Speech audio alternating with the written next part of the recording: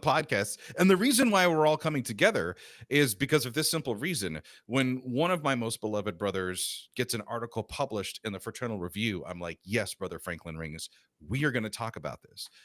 When that article happens to be about metal, which I know nothing about that genre of music, I reach out to my New Jersey's favorite Freemason and mine too, Metal Drew, and say, dude, can you hook a brother up? So thank you both for coming on this episode of the Craftsmen Online podcast. Yeah, of course. Thank you for having me back on. It's always a pleasure. And again, thank you for reaching out. This sounds like it's going to be fun, and sounds like it's going to be educational for you and any of the other brothers out there that may not be into this genre of music. Well, I think that's a great place to start at a very high level discussion, because Drew stood up before we got the red light rolling here for the recording and was like, you like my metal t-shirt? And we can't see all the fine print, but there's different genres. It's all these lines are subgenres and obscured, like funeral doom is a subgenre of metal. And you can see Brother Franklin grinning over there like he gets it, he understands. But for someone like you or some other brother out there that doesn't listen to this, they go, what do you mean funeral doom? That sounds like, yes, it's exactly what it sounds like. So for the purposes of this conversation, because I know you guys, let's geek out about the music first. I don't know anything about metal. We had this discussion before I hit the record button. I'm like, probably the hardest, heaviest band I ever listened to would have been Guns N' Roses or Velvet Revolver. And that was hardcore. Well, I got into alternative music like Nine Inch Nails, Nirvana. Pearl Jam wasn't really heavy, but that's about as heavy as it got for me.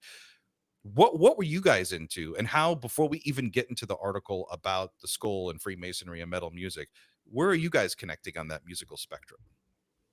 Yeah, I guess I'll go first. Like, I've been a big power metal fan since I was a teenager, so Dragon Force is really what got there for me, if anyone's familiar with Dragon Force. So it's really any of that metal that's about like the heroes and any of these fantasy settings, and just rocking out to that. So that's really my bread and butter.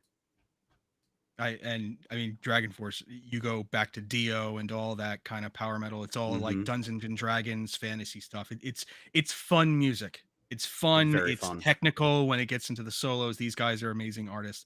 I go the other way. I go into the extreme metal. So like we had this conversation before, Brother Michael, when we talked about Iron Maiden, where like I came from the new metal scene with like Marilyn Manson and stuff like that. And then I just got darker into bands like Archspire and Peeling Flesh and the bands where you can't understand what they're saying and they're just straight aggression. Like that's where I am. Or the bands where you talk about the albums around certain parents of your friends, and they'd be like, what did he just say? What's wrong with this kid? I had to hide my albums from my superiors. Amazing. So we're hoping that this podcast brings something for everyone, whether you're not a big metalhead, whether you are. If you're a Freemason and you're into the Fraternal Review, you're going to dig the symbolic connection that we're going to get to about the skull and Freemasonry. But Drew, before I even hit the record button, like, you had the best question to ask Franklin, and I'm kind of wondering. I'm kind of jealous. How'd you get in? Like, who did you just like kiss Angel like multiple times to get? Like...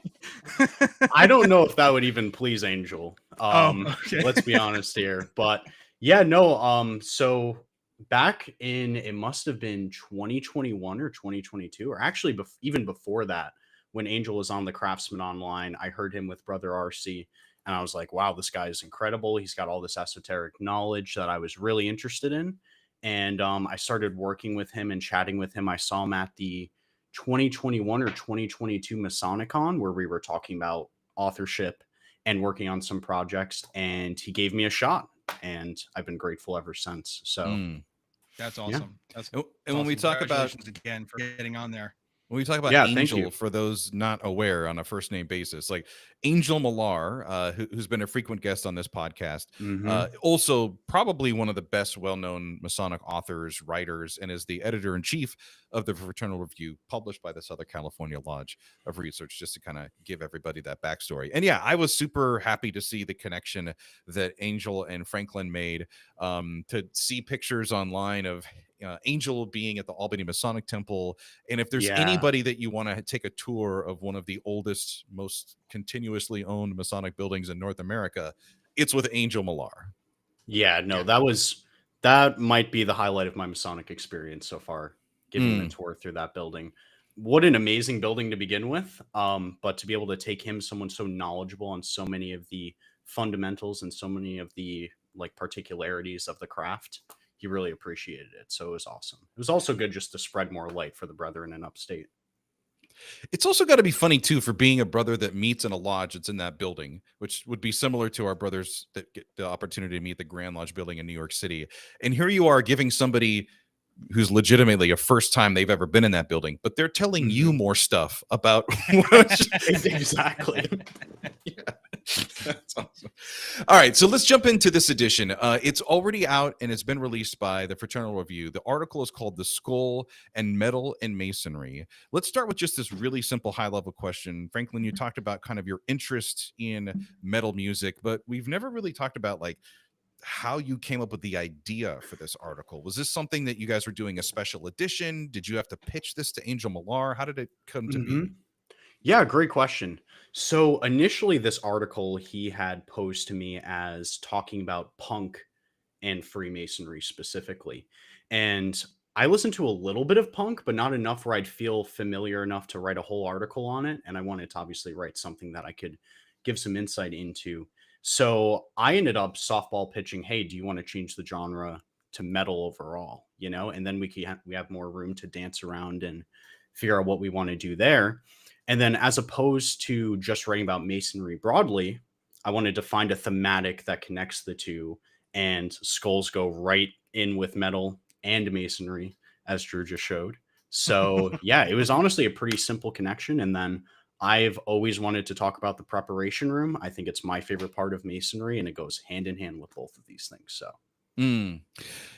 Curious for both of you, I guess this is a good question.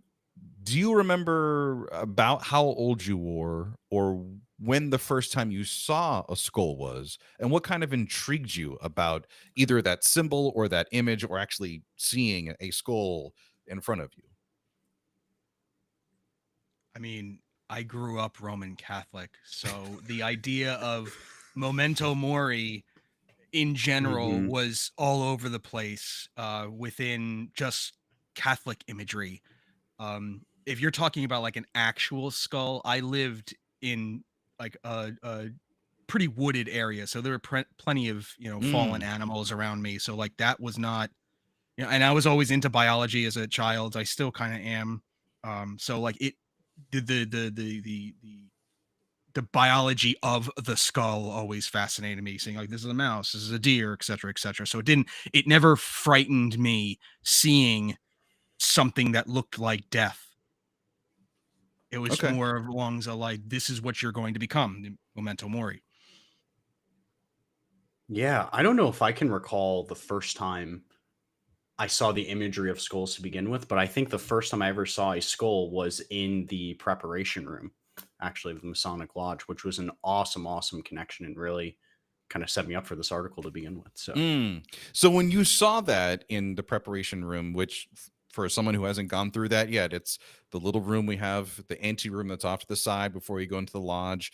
You collect your thoughts there, at least in the Grand Lodge of New York, how we do it. You go in there as a candidate before you even walk into the lodge, and you just kind of reflect, and it gives you time to think about like what you're doing and why you're doing this. You look around and you see this skull out of the corner of your eye. Like, was it a weird like fear feeling or like reassuring, or what went through your mind? Yeah. So my first question, because I didn't go through with the skull through my degrees, but when we started to come up with the idea of bringing this back into our lodge, when my secretary had brought this to me, my first question was, is this a real skull? Like, is this actually someone who I'm like holding on to, you know? And it was. So for me, the first feeling I felt was reverence, because I mean, to be able to donate your body to something like this is just an incredible thing to do in general. That's the first thing I thought. Okay. All right. It's interesting. It's interesting because New Jersey didn't officially adopt the preparation room or chamber of reflection, as we call it. Excuse me, until 2019. Because up until then, the Grand Lodge thought it would scare away too many petitioners because of imagery like that, and because of some of the other things that are, at least according to our our bylaws are supposed to be in that room. Mm-hmm. Obviously don't want to give away too much. But yeah, they kind of poo-pooed it until Most Worshipful Quintana, I believe, is the one that actually instituted it. Okay. Yeah, I remember when I was going through it, there should be like a little preparation before the preparation, or a preparation before the chamber of reflection. To what you're saying, Drew, to kind of prepare someone for that. My mother lodge in Schenectady, it was very similar to a Catholic church experience. It was like the little stained glass images, like the tea lights, and it had all these symbols. And I was like looking at them and I'm like, the skull, yeah. I was like, oh, that's interesting. All right. The sword with the heart, I'm like, also, I'm like, 47th problem of Euclid. Like, yes, it was just my all favorite. this random stuff. And I was like, wow. And I'm jealous of Philadelphia and Pennsylvania Masons because that's their past master emblem. Yes. Wow, that's cool. Yeah. Totally different. So you get the okay from Angel Millar, editor-in-chief of the Fraternal Review. He's like, yeah, dude, let's do this metal album article. And you're like, I want to go with the skull. So for our listener, can you give us a little background, and Drew, you as well, a little background on like what the skull means in metal music? Like you guys talked about growing up, there's a little bit of the macabre, there's a little bit of the unknown, there's the remains of somebody. For me, it was a kid growing up in Southern California, and the Los Angeles Raiders at that time had skulls on the side of their helmet. They still do now. But it was the ultimate like tough guy, like pirate flag, like fear nothing. So it still kind of is. That's what it means. It's like the ultimate badass, basically, that's who rocks a skull. I think it's death, really, too. Like, I mean, simply put, in a lot of these genres, you got some heavy lyrics and you have some heavy themes going along with it. The skull is just bound to come along with those things. It's like one of the oldest symbols of death that we have cross-culturally, Absolutely. And it goes back to the whole memento mori thing, especially depending on the artist that is using it. Like Slayer, for example, is going to put skulls on their stuff because of how you described the ultimate badass. They're trying to look threatening, or their topics are about death itself. I mean, they have a song called Angel of Death. It's all about World War II, and specifically the Holocaust. I can't remember the who was the doctor, who was the Angel of Death. I can't remember what the doctor was, the Nazi doctor, but it was about him. But then you get other artists like Dream Theater, who is a progressive metal band, who would have a skull there for the more contemplative aspect of death. The fact that this is where you're going to end up, and they'll have this giant 12-minute flowing song about it. Man, I love Dream Theater. I'm so glad you brought them up. That is not a band. I got to see them and Iron Maiden at Madison Square Garden, and at Iron the same Maiden, concert, same venue. Oh my god! Iron Maiden was the headliner, incredible. and Bruce Dickinson put everyone to shame. The man's like triple my age and still outruns everyone. He's amazing on stage. Wow. Those are two iconic bands, Brother RC. Yes. That's Thank you. Absolutely incredible. Well, because I'll mention this several times during the podcast. I said earlier on, I'm going to give this disclaimer. So I don't know all of these albums. Drew educated me on Iron Maiden the last time we talked. I think, like you say that the heaviest thing was, Guns N' Roses. I think you actually enjoy Dream Theater if you have the time to listen to their songs. Maybe. Because they're going to be 7 to 10 minute songs, legitimately. But like James Labrie is another operatic singer. You can understand all of his lyrics. John Petrucci and John Mayung, the guitarist and bassist, respectively, are technical wizards. And then they just got Mike Portnoy back, the drummer, for their latest album. And he's a geek. He's a dork, but he's amazing. Okay. It's almost like a super group without being a super group. I'll tell you what, I'll say this, not to put a thought in your head, but I usually take 7 to 10 minute showers. I like listening to music in the shower. Operatic music in the shower would be pretty cool. I'll give Dream Theater a try, and I'll let both of you know. No pictures. I'll just let both of you know. I'm telling you right now. Patreon only. I'm calling it out. He's got to listen to Stream of Consciousness. The song Stream of Consciousness from Dream or Theater. Anything off the As I Am. Oh yeah, of course. Yeah. All right. I'll get the playlist suggestions. You're just going to get playlists from the two of us now. That's what you're going to quite get. literally. So back to the article. We're getting into the skull. We've talked about the death, mortality, biology, past. One of the quotes you said is like ultimately the future. That's what all of this represents in music. It's interesting, though, how we interpret the skull. I think if you went to every single brother, there's not the answer. There's just several answers. If you ask any Mason, what does the skull mean to you? Because we all see it at different parts and it hits us different ways, I think, in our degrees or just in our experience as a Freemason. How did you try to find at least some sort of central theme of that to connect music with Masonry? That's a great question. Well, I hate to reiterate what I previously mentioned, but I think death is a central point in both of these things. Both in Masonry, you see it a lot in the third degree, and in many, many genres of metal, you know, and the skull is an iconography that goes across both as well, you know. So that was a pretty easy find, all things considered. Drew, you're kind of our resident symbology expert here. Like he's right on point with it, because I mean, you also said like you listen to any brother and you're going to get any brother's inspiration for what the skull means. You know, you get a brother who went through York Rite and goes to the Knight Templar, he's going to give you a different answer. You know, you get brothers who just stay in Blue Lodge and may have only seen it for their third degree, they're going to give you a different answer. Even within Scottish Rite, you're all New York guys, so you all be Northern Masonic jurisdiction as well. I noticed that Brother Franklin, you have a helm of awe on your arm. I do, yeah. Yes. So like that can connect to the skull with Viking imagery. Why that has a specific, you know, like I have a little altar here to Odin behind me. There's so many different ways that you could say the skull and Masonry connects, or you could just be like me and Brother Carl Hernandez and just say make Masonry skulls again. Amazing. I need that shirt, by the way. We'll chat if he still has it. I think seeing the skull in Freemasonry is kind of a shock to a lot of men, honestly, because it's not what you would really expect. Like, we're very familiar with the square, compass, and the letter G. Like, that is the Masonic icon right there.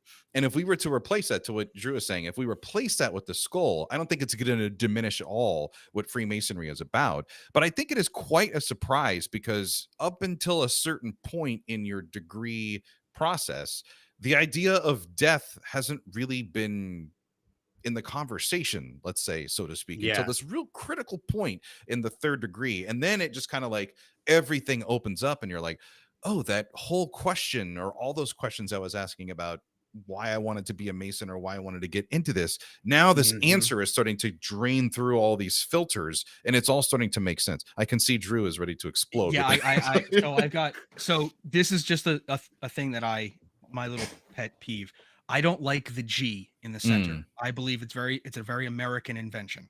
Okay. There should be nothing in the center, because the center is the focal point between the square and compass. I mean, and one of the things I actually have on my past master bag is a square and compass with a skull in the center of it, made by Brother Tom McGee over in Fossil Bluff, because that's what you're supposed to be doing with those two symbols. Those two symbols are meant to mean something specific for you, the individual.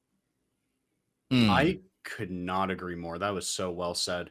Those two tools are yours to use in your life, and you're going to be going towards the skull at one point in time. So better use them on the way there. Very well put. Very well put. And again, that's just like, I have a bunch of hats from a brother in Canada who used to go by, I can't remember his name, what his business name was, but they're all without the G in the center of it. It's just open. It's just open square and compasses. And I get a lot of questions like, why isn't the G there? And I'm like, that's an American thing. Plus, it is. Not every language says that word the same letter. Yep. Yeah, we got to. I think it's a pretty modern. That could be a whole nother episode. Let's go back to metal. Yeah.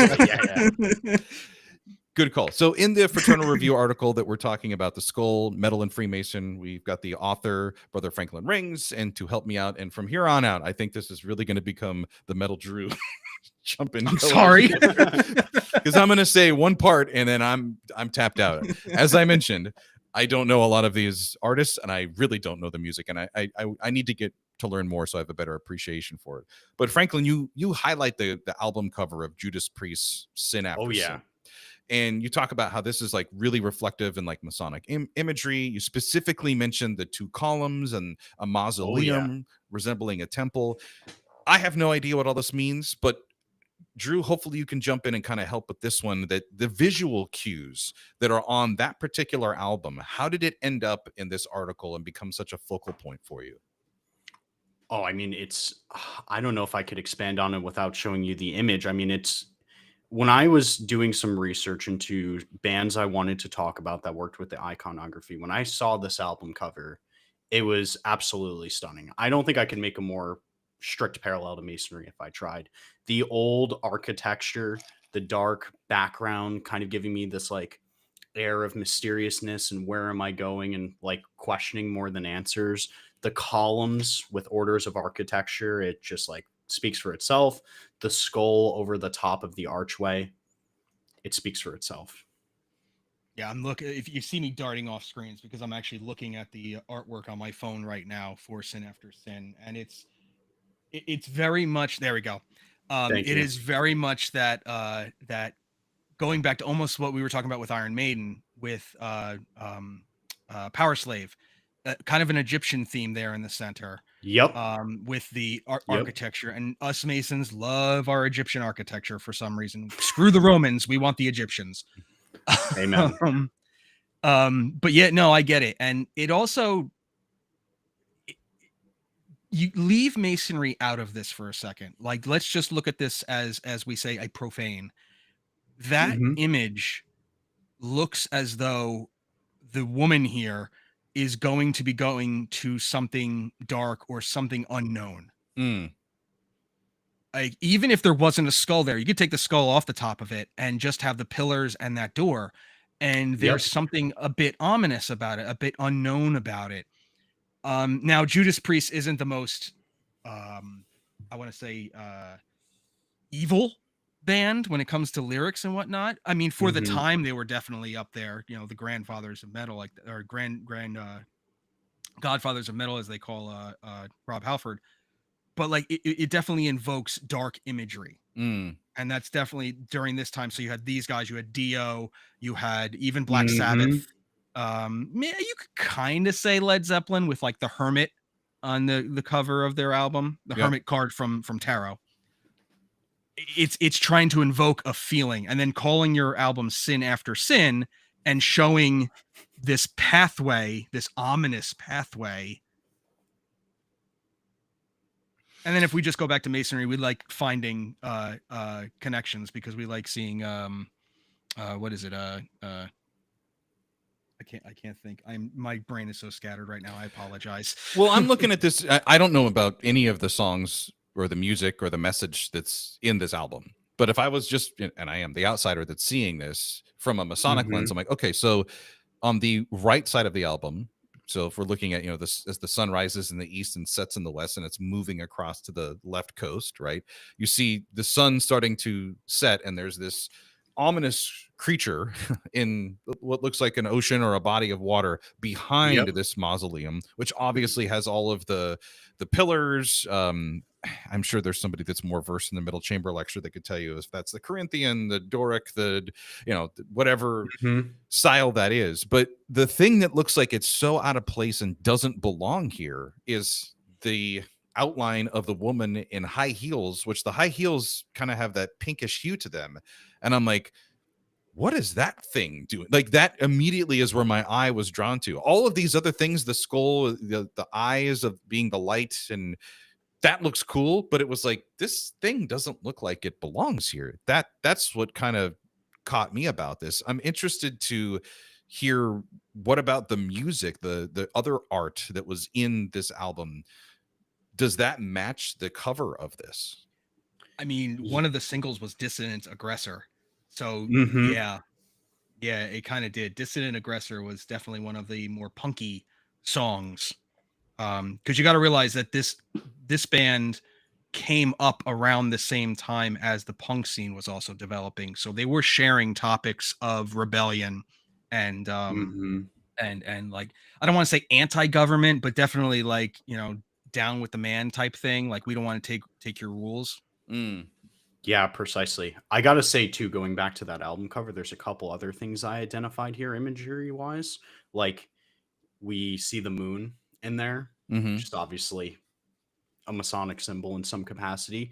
You also see the woman who's shaded in white, and you see whatever that figure is shaded in black that's in the water. And that does kind of also reflect maybe some of that black and white tiling that we're used to seeing as well. Mm-hmm. And as someone who's used to seeing that duality, that stood out to me as well. And you see that in Masonry too. Now, is this the only album cover that was a central point, or were there other arts that you were connecting to this Judas Priest album? Yeah, so great question. So I believe this was the only album cover that was called upon in this particular article, but I did call out a couple of Iron Maiden covers, which don't have as much Masonic symbolism. As I said, I think that's one of the more like profoundly connected ones. But I did talk a lot about Eddie from Iron Maiden, who's like a reoccurring mascot throughout all their albums. And he's like a musculoskeletal figure who you can see more of the human anatomy, but you can see more of the skull.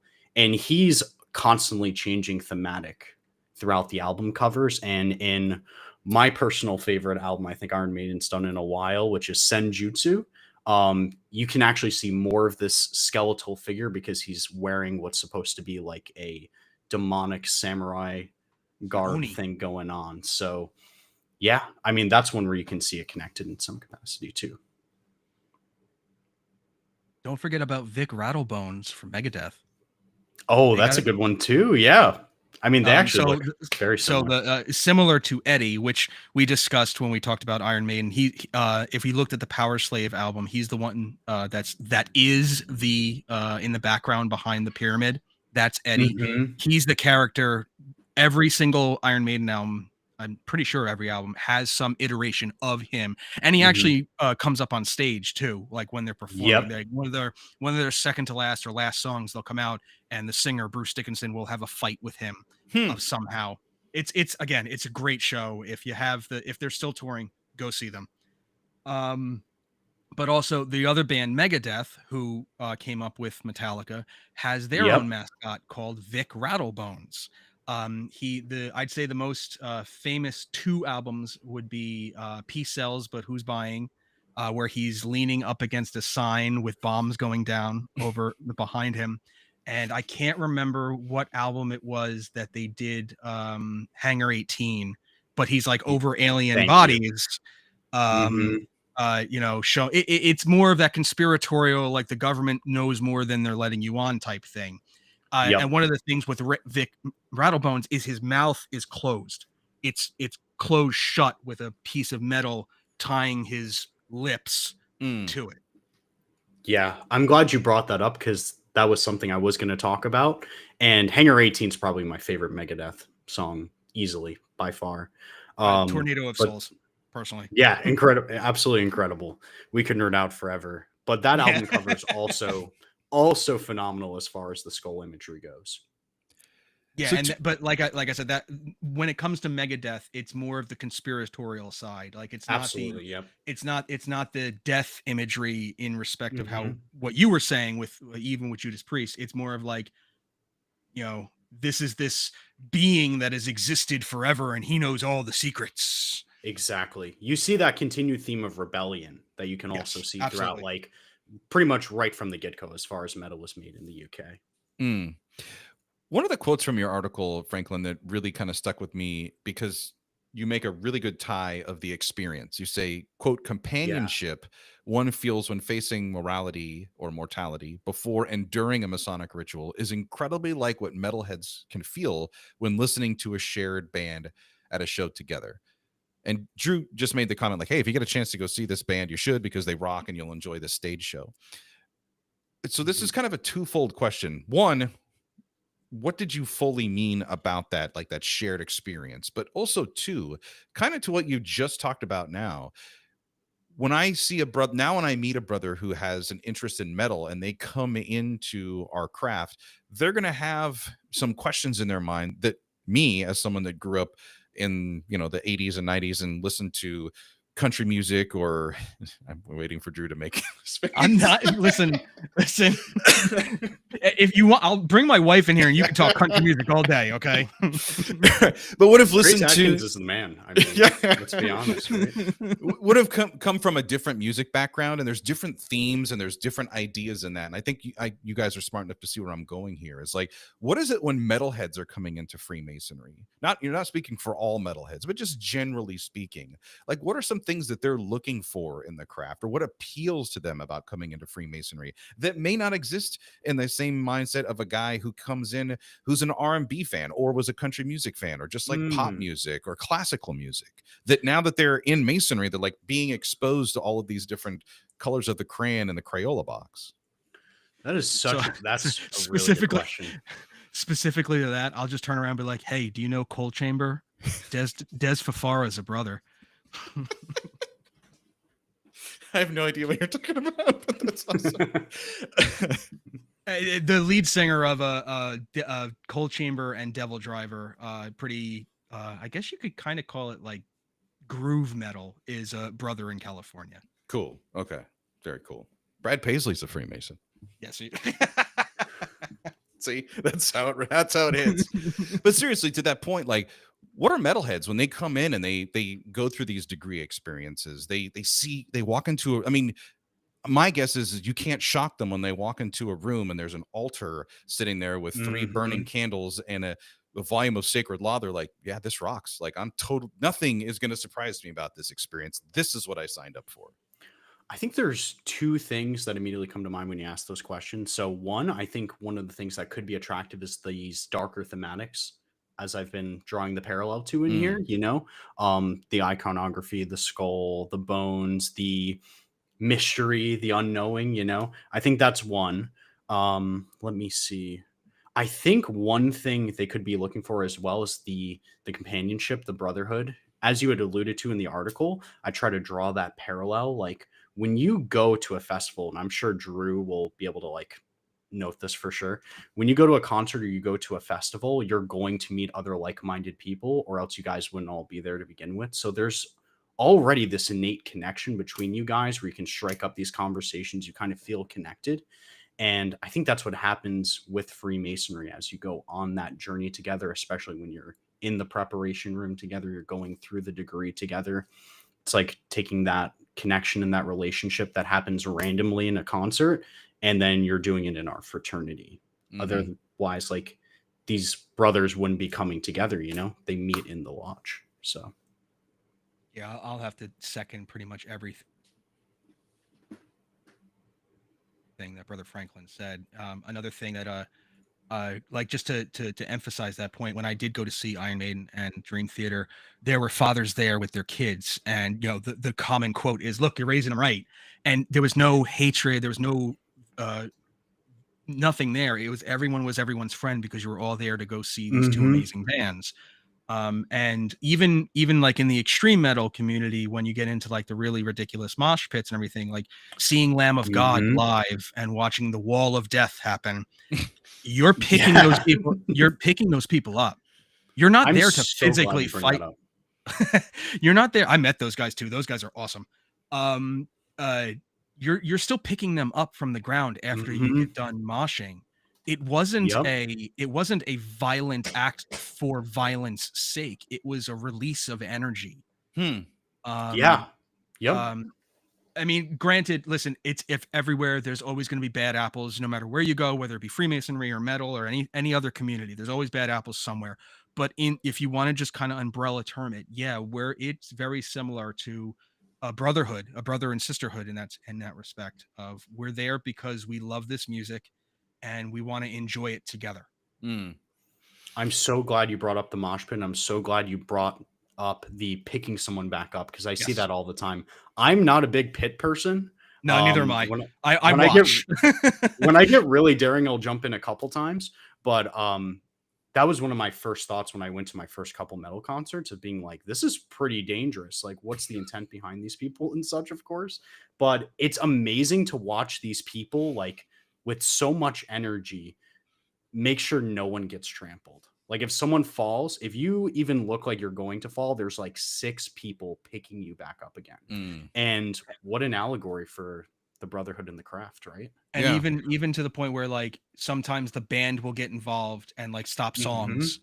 You know, there are plenty of instances where like someone was having a medical emergency and they stopped. Get whoever that is to safety. And plenty of other times where you can look up like a woman was being touched inappropriately because of creeps in the crowd, and get that guy out of here. You know, like there definitely is a positive mental attitude in a lot of the shows. I could not agree more. I think maybe the general public has this perspective that these darker themes are going to bring in like darker minded people and there's going to be some judgment passed, but that has never been even close to my experience when I go to these shows. People are so friendly. It's incredible. I was just going to hit on that note, Franklin. So thank you for teeing that up for me. I wanted to talk about the subcultures and then the stereotypes, and that exists in metal, but that also exists in Freemasonry when you think about it. Definitely. When we started this conversation off, I think before everything got rolling, Drew noted the tattoo that you have on your forearm, and I looked at it, I was like, oh, that's a pretty cool gear tattoo, and Drew like called it out right away. That's the Helm of Awe. That's the Aegis. Yeah, I have a Vegvasir coin behind me. Very cool. Like, and actually, to tie all this together, brother Arcee, when I showed you this shirt, the image of this shirt, the first one you picked up on was Viking metal, and you joked about it. And my immediate retort was, "Oh, I guess you never heard of Amon Amarth." Amazing. Ding. I love it. You'd be correct. And to tie that even further back to the mosh pits, how ridiculously silly some of them get. They'll get into rowing formation and row like they're rowing a Viking oar.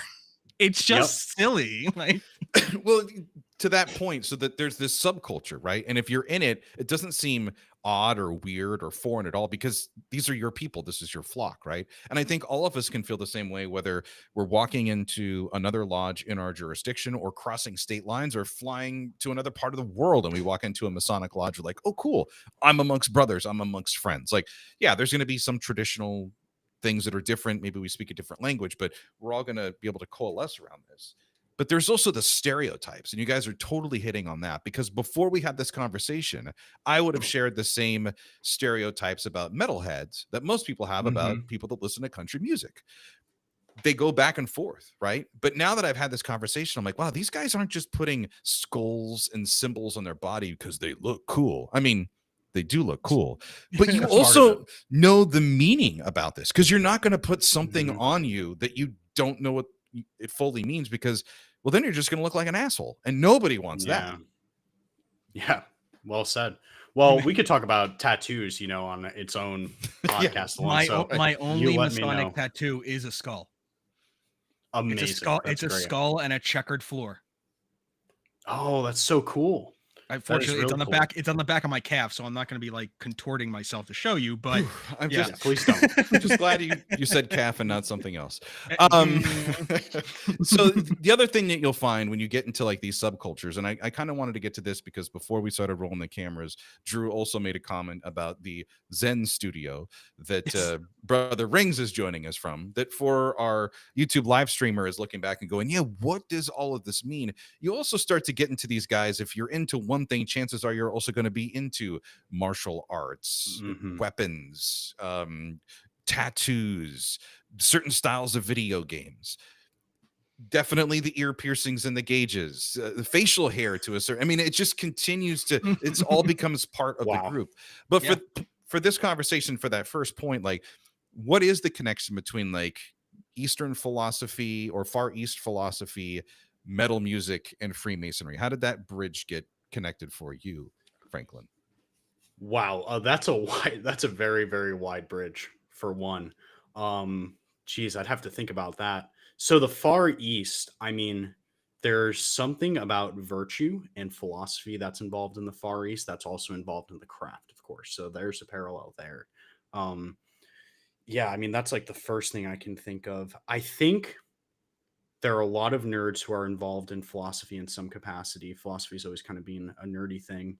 And the East is, I think, becoming profoundly popular in the past couple decades and such. So I think there's a huge crossover there between those who are going to be wanting to engage in Masonic philosophy and those who are going to be studying something Eastern. Like if you're studying the West, the chances of you also studying the East, at least in some capacity, are pretty high, you know? So mortality and morality, are those also themes in metal music? Oh, for sure. Kill switch engage.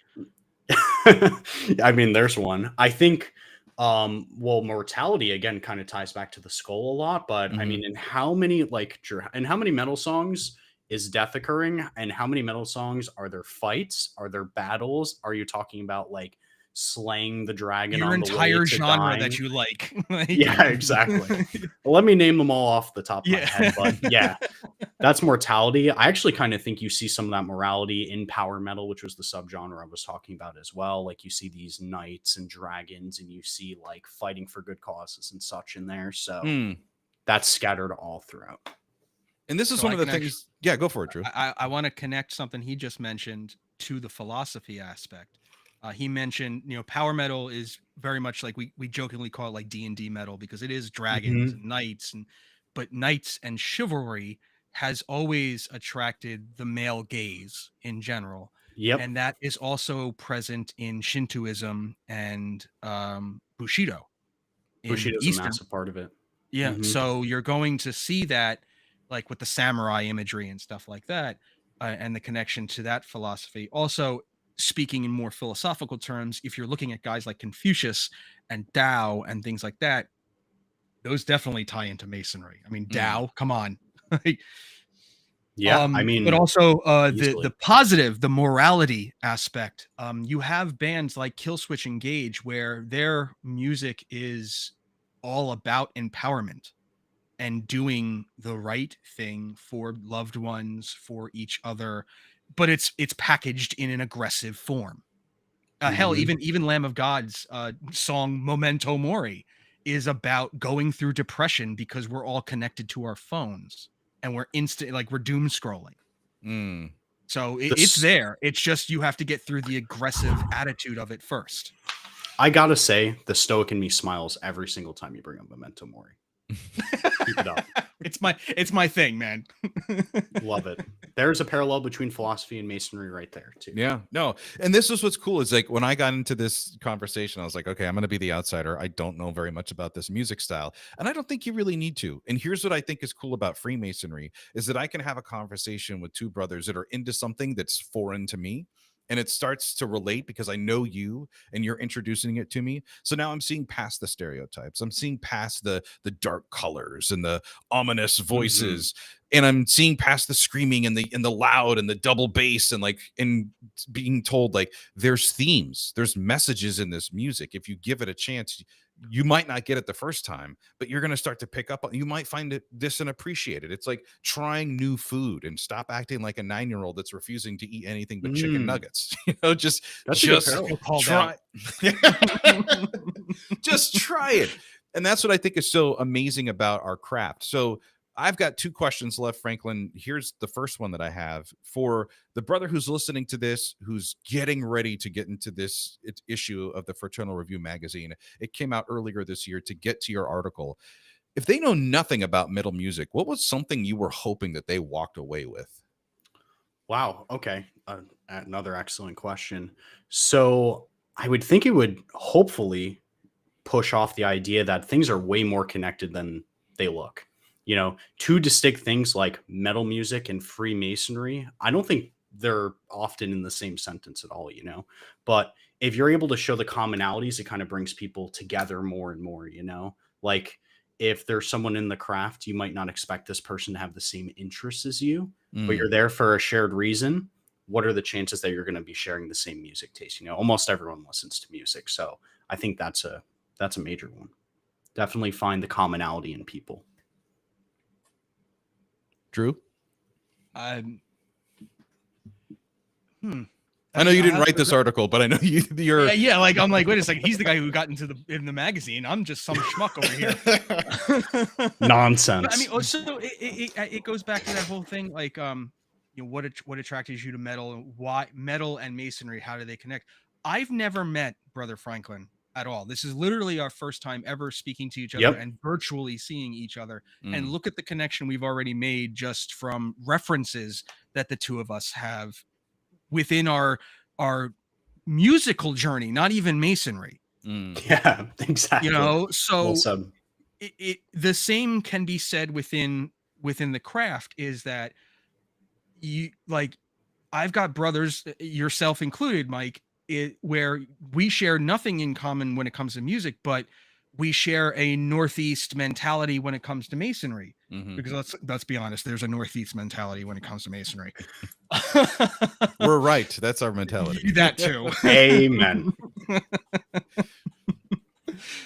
So yeah, it definitely goes back to that whole the whole fraternal aspect of both subjects, whether it be metal or just music in general, and our craft.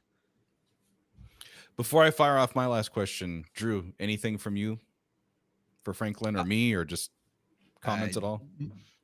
I mean, we can save the extra talk for the Patreon where Franklin and I geek out on music to see like really where we are. But no, it's been awesome. And your article was cool. I wanted to pick it apart a little more because I am that skeptical Mason.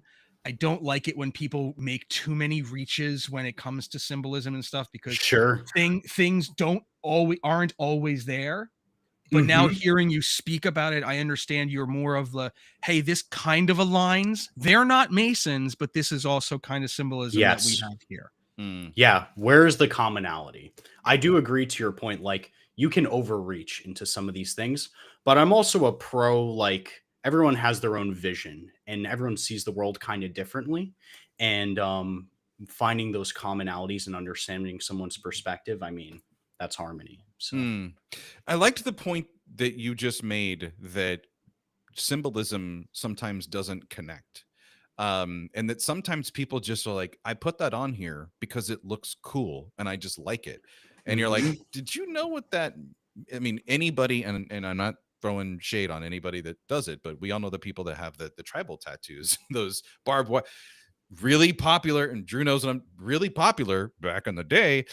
Maybe now something you may regret, or not as common as you see anymore on people's arms, because that phase, that fad has kind of wore out.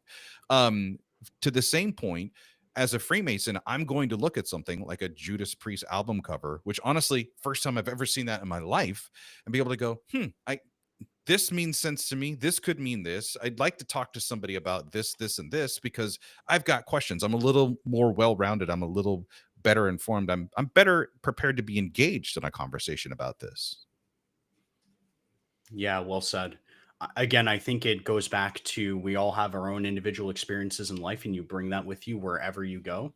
So you see a symbol and you're going to see what you're going to see in it before you even start to draw those commonalities. So it's good to ask the questions. It's good to understand why you're trying to reach for the concepts off the symbol, and question that along the way to see, am I overreaching, or is there actually some sort of shared symbology that's going on here that we can all connect to?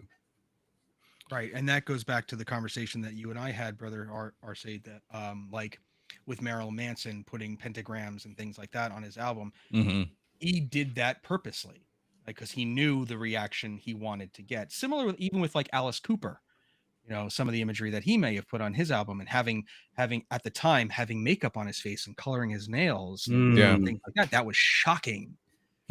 So it definitely does go to, maybe they are just putting it on there for the shock value, as opposed to a more esoteric, mind opening type thing. To that point, completely unrelated to this podcast episode. So this is a gift for the YouTube live streamers, because I probably will edit this comment out. But I got on a kick. I don't know why recently. I think it was a conversation that I had with a colleague about first movie you ever saw on VHS. And I'm dating myself. I'm like, oh, that was Back to the Future. So I was watching that. And it was interesting because when they show going back to 1955, they show every other civic and fraternal group that is out there on the welcome to Mill Valley, except the square and compasses, except the Freemasons. There's even the Fraternal Order of the Elks is one of the buildings that's in the backdrop behind the cafe, but no Masonic Lodge. And I'm sitting here thinking, if you're creating any town USA, how do you not have a Masonic Lodge or Freemasons involved? Because they especially are when you're going back to the golden age of our fraternity. Yeah, it was so when you talk about symbolism, things that are there, but also things that aren't there, and you kind of question like, what are they trying to say without that being there? It was just going to leave something there for our YouTube live streamer. So Franklin, here's my last question. Drew, feel free to toss in a couple afterwards if you got any. It's never really fair to ask a writer this question. But oh boy, as someone when's who's your novel coming out? Not soon enough. As someone who has been published in the Fraternal Review, and most likely, you know, it could happen again, are there topics or themes that you're sitting here going, oh, this would make a really good article down the road? Oh man. Okay. So what I will throw out there is I've started to work on a project closer like to the novel end of things, but you know, in some sort of literary book form. And I'm not sure how much of it is going to be like available to talk about in the next year or so, but I'm sure no one's going to be surprised by this, but one of the themes for the book is going to be surrounding Bushido. And that's another fraternal organization, philosophy based thing that we can expose on a ton. So I'd love to write about that. There's a lot there involved for me. But I'm also looking forward to potentially getting to talk more about that project in the future. I missed my chance to get into the Fraternal Review because the paper that I wrote and actually got on the Midnight Freemason was after the Fraternal Review did their anti-Masonry special. Okay. So one of the things here in New Jersey that we have is called the Society of King Solomon. It's a program put on by our Grand Lodge. It's very similar to the Haut Grade Academy in the Scottish Rite. And the final thing you have to do is write a proper research paper on one of 6 subjects. And I chose anti-Masonry and conspiracies. And that's probably how Brother RC found me on Instagram, is because I was battling trolls. And that's brutal. I had to write it came out to 13 pages of like where it comes from, how it ties in today and stuff like that. And Brother RJ from RJ Johnson from Midnight Freemasons was gracious enough to let me post it on the Midnight. That's awesome. Also, just to bring this whole episode together, Battling Trolls also going to be the first release of my metal band. That's going to be our album. Do it. Yeah. Do it. Listen, amazing. If Christopher Lee can put out a metal album about Charlemagne, you can put out a metal album about battling trolls. Just got to write them first. With that said, I don't know who to thank first, so I'm just going to thank both of you as you appear on my screen.